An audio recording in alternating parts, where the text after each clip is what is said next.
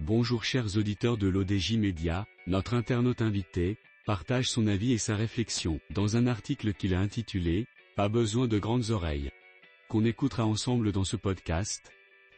L'auteur entame sa présentation du sujet en disant « Par un heureux hasard, je me déplace de chez moi vers un village de l'Oriental. J'emprunte un moyen de transport public. C'est une occasion pour en apprécier les vertus et les contraintes dont il décharge le voyageur solitaire. Néanmoins, ces avantages ne sauraient occulter certaines servitudes classiques mais aussi nouvelles nées de la démocratisation des technologies de la communication et de leur invasion de l'espace public. » Notre internaute invité commence par expliquer au début de son article « Le transport public vous délivre de la fatigue inhérente à la conduite, en particulier sur une longue distance, comme du devoir de vigilance que vous impose le souci de votre sécurité et celui des autres, évoluant sur la même voie que vous. Vous vous en déchargez volontiers sur le conducteur de l'autocar. On est alors libre de jeter son regard où bon nous semble, devant, à droite, à gauche et même en arrière. Il va de soi que reluquer dans ces circonstances n'est pas forcément le signe d'une bonne éducation, mais là n'est pas le sujet. Une telle liberté vous est interdite lorsque vous pilotez votre propre engin.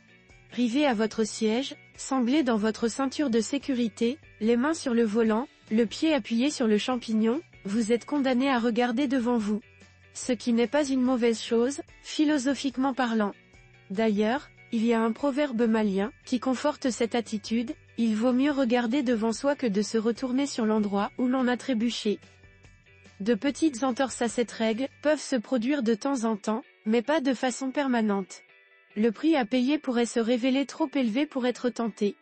Par conséquent, il vaut mieux s'abstenir de jouir sans entrave de cette liberté de mouvement des yeux et de la tête, ou du moins en user avec modération. Et voilà, les trois types de reliefs qui défilent sous vos yeux dans leur belle diversité, plaine, plateau et montagne. Évasion enchanteresse par vaux et par monts. Cerise sur ce succulent gâteau, la verdure étend son règne sur toute cette morphologie géographique. C'est l'alchimie entre la terre et les dernières généreuses pluies qui fait son plus beau verdoyant effet sur la nature. La pluie vous déroule non pas le tapis rouge, somme toute banal, mais le tapis d'un vert émeraude qui ravit les âmes. C'est un régal pour les yeux, longtemps contraints à ne voir qu'un paysage de désolation, conséquence d'une sécheresse sévère, qui a sevré le pays de pluie, durant quasiment tout l'automne 2023, et une bonne partie de l'hiver en cours. Le transport public présente, également, un avantage indéniable en termes de coût. Prendre votre voiture personnelle fait mal à la poche lorsque vous voyagez seul, notamment depuis que le cours des hydrocarbures ne cesse de battre ses propres records, de semaine en semaine, sous la politique de la vérité des prix. Madame Fatima Kiak enrichit son discours de la manière suivante. Menu désagrément. Le transport public présente certes d'autres avantages, que j'oublie sûrement de mentionner, mais n'est nullement dénué de petits désagréments. Au nombre de ceux-ci figure la nécessité de se plier à des horaires, qui vous donnent l'illusion de choisir mais ce choix reste relatif, étant obligé de le faire dans le menu concocté par la compagnie de transport. Le voyageur n'est pas une force de proposition en cette matière, alors qu'il en va autrement lorsqu'il prend la route à bord de son propre véhicule. Toutes les heures et leurs fractions de jour et de nuit lui sont offertes, il n'a que l'embarras du choix. Les limites en ce qui concerne les bagages ne sont pas négligeables, non plus. Il peut en remplir son coffre et même l'habitacle de sa voiture à volonté. Une telle possibilité est à écarter dans un transport public et pas seulement en raison du coût, le fret étant facturé à la pièce et au poids. La question se pose, dans toute son acuité, une fois arrivé à destination et de là au lieu où vous comptez séjourner. Aucun taxi n'est disposé à embarquer un client juché sur une montagne de malles, de sacs et de valises. Le transport public a un programme de halte préétabli, aussi bien en ce qui concerne le lieu et le nombre que la durée de chacune d'elles. Dans votre voiture, vous pouvez vous arrêter quand vous le voulez, sans aucune contrainte du lieu et de la durée des arrêts. Dans l'autocar, le conducteur fait aussi office de DJ. Il vous impose ses préférences musicales et en règle le volume à sa guise. Dans votre propre voiture, vous êtes le seul maître à bord de la station radio à mettre, de la musique à écouter comme de privilégier le silence absolu durant vos pérégrinations, si le cœur vous en dit. Nouvelle nuisance sonore. Que nenni dans un autocar. C'est compter sans ce nouvel intrus ou resquilleur des temps modernes, qui n'est autre que le téléphone mobile. Passager clandestin, il s'embarque d'office, à titre gracieux et n'a nullement besoin d'une autorisation pour raisonner. Ici, rien n'indique qu'il est interdit d'usage. On ne vous le confisque pas, non plus à l'entrée comme dans bon nombre de lieux publics. Il s'impose et personne ne trouve à redire, ne manifeste son dérangement, indisposition ou insatisfaction à l'encontre d'une communication d'un compagnon de voyage avec le monde extérieur. Je dois préciser qu'il s'agit plutôt de compagne et non de compagnon, la ja féminine étant la plus prompte à dégainer cette arme de nuisance massive sitôt installée dans son siège. Je sais que toutes les généralisations sont fausses, y compris celle-ci, a dit l'écrivain américain, Alexander Chase, je m'y hasarde tout de même.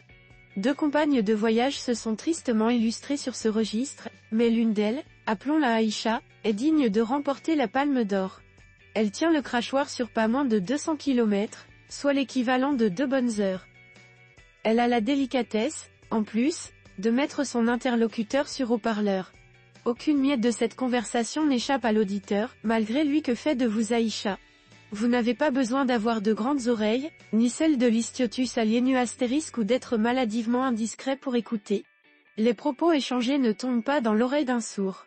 À défaut de pouvoir stopper ce flot d'échanges, vous êtes un tantinet désireux d'intervenir dans la conversation, autant être de la partie plutôt que de subir sans réagir. Surtout que notre brave Aïcha commet pas mal d'incohérences et de petits mensonges en passant d'un interlocuteur à l'autre. Elle a tendance à s'en mêler les pinceaux.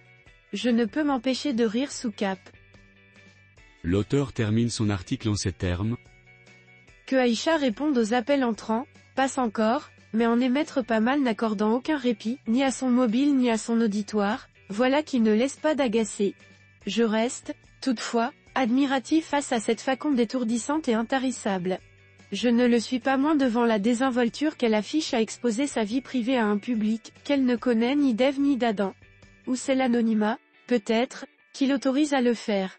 C'est un thème à creuser en recherche psychologique, sociologique et de genre. J'avoue être totalement incapable de telles performances, d'où mon admiration béate pour Aïcha et ses acolytes. Je ne trahirai nullement un secret, parce qu'elle l'a partagé sans embâche avec une quarantaine d'anonymes, si je vous disais que Aïcha s'apprête à accomplir le petit pèlerinage, la Omra. Elle passera 3 semaines à la Mecque, dont 2 pendant le mois sacré du Ramadan. Rédigé par Fatima Kiak. C'est tout pour aujourd'hui sur R212. On se dit au prochain podcast de nos internautes invités, restez à l'écoute pour plus d'actualités. Et merci de nous avoir écoutés, à très bientôt.